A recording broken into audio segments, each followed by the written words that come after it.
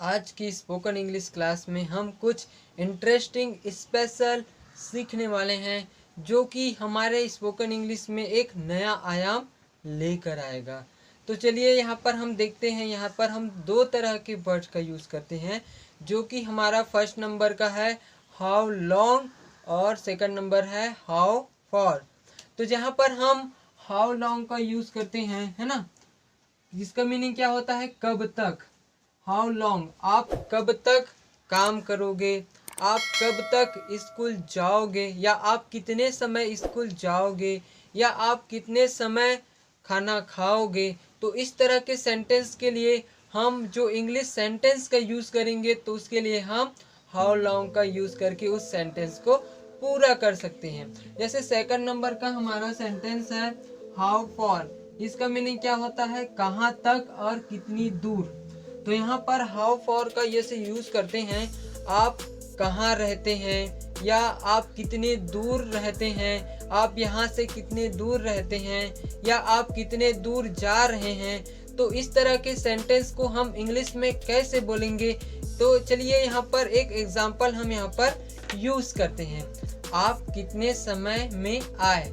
जैसे कोई बाहर से आता है तो हम पूछते हैं ना कि आप कितने समय में आए, कितने टाइम पर आए। तो वहाँ पर हम हाउ लॉन्ग का क्या करते हैं यूज़ करते हैं। तो चलिए यहाँ पर देखते हैं हाउ लॉन्ग कितने समय में आए, है ना। आए मीन्स हमारे पास्ट की बात को बता रहे हैं। तो यहाँ पर हम डिड हेल्पिंग वर्ब का यूज करेंगे। तो how long did you come.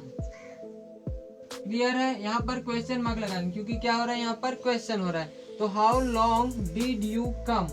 तो इस तरह से हमारा क्या बनेगा, सेंटेंस बनेगा, आप कितने समय में आए। तो यहाँ पर क्या क्या यूज हुआ है चलिए देखते हैं। यहाँ पर हाउ लॉन्ग का हमने यूज किया है जो कि एक कब तक कितने समय को बताता है। और देन हमने क्या यूज किया है, हेल्पिंग वर्ब का यूज किया है। और उसके बाद क्या यूज किया है, ये हमारा सब्जेक्ट हो गया। और उसके बाद हमने क्या यूज किया है, वर्ब के फर्स्ट फॉर्म का यूज किया है। तो आपको सबसे पहले जो भी बोलना है कितने समय के लिए जो भी बोलना है तो हाउ लॉन्ग का यूज करो। उसके बाद देन आपको हेल्पिंग वर्ब का उसके अकॉर्डिंग सेंटेंस के अकॉर्डिंग यूज करना है। देन आपको सब्जेक्ट जो भी रहेगा उसको यूज करना है। उसके बाद आपको वर्ब के फर्स्ट फॉर्म का यूज करना है। तो इसी तरह से आप क्या बना सकते हो, सेंटेंस आप बना सकते हैं। जैसे हम सेकंड नंबर में लेते हैं हाउ फॉर का, है ना। तो हाउ फार का जैसे हम लेते हैं तो कहाँ तक और कितनी दूर, या जैसे हम बोलते हैं आप कितनी दूर में रहते हैं। तो यहाँ पर आप कितनी दूर में रहते हैं इसको हम बोलने के लिए क्या बोलेंगे, how for do you live. ऐसा हम क्या बोलेंगे, आप कितनी दूर में रहते हैं। तो यहाँ पर सेकंड नंबर में जैसे हम यूज करते हैं हाउ फॉर, इसके बाद क्या करेंगे, हेल्पिंग वर्ब यूज करेंगे। रहते हैं, ते हैं के लिए हम डू हेल्पिंग वर्ब का यूज करते हैं ना। तो हाउ फॉर डू, उसके बाद हेल्प सब्जेक्ट क्या है, यू, डू यू लिव। यहाँ पर हम क्या लगा देंगे, question mark. How for do you live. तो यहाँ पर हमारा सेंटेंस क्या बनेगा, आप कितना दूर रहते हैं, ऐसा हमारा क्या बनेगा, सेंटेंस बनेगा। जैसे हम किसी से जनरली पूछते हैं ना आप कितने दूर रहते हो, हम आप यहाँ से कितने दूर रहते हो। तो इस तरह के सेंटेंस को यूज करने के लिए हम हाउ लॉन्ग और हाउ फॉर का स्पेशल तरीके से हम यूज कर सकते हैं। तो यहाँ पर भी देखते हैं यहाँ पर क्या क्या यूज हुआ है, हाउ फॉर का यूज हुआ है सबसे पहले।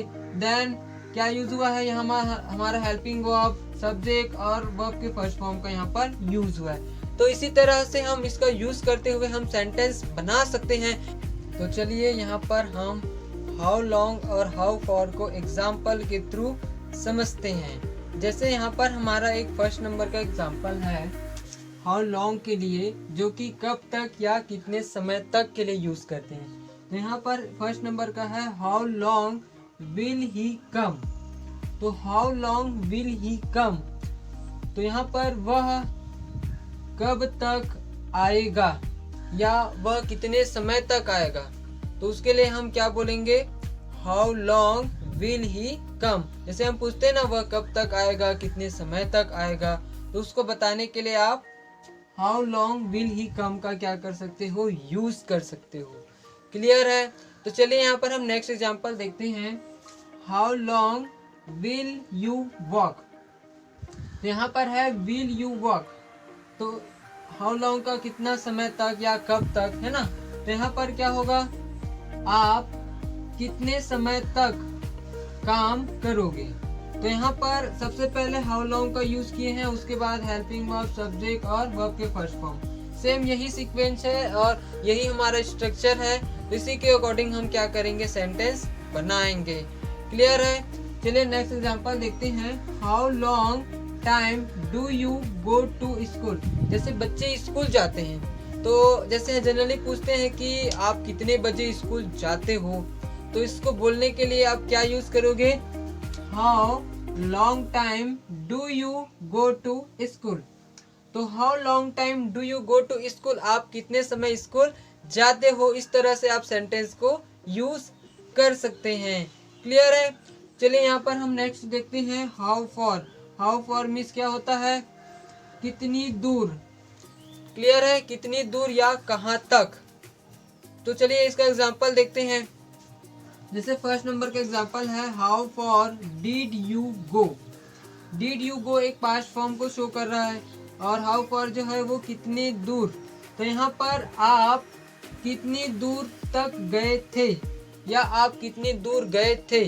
जैसे बोलते हैं ना, जैसे कोई ट्रैवल में जाते हैं तो पूछते हैं आप कितनी दूर तक गए थे, आप कितना दूर गए थे। क्लियर है।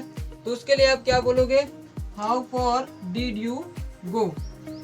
चलिए नेक्स्ट एग्जांपल देखते हैं। How for is Chhattisgarh from Maharashtra. तो यहाँ पर छत्तीसगढ़ जो है वो महाराष्ट्र से कितनी दूर है, उसको बताने के लिए हम क्या करेंगे, हाउ फॉर का यूज करेंगे।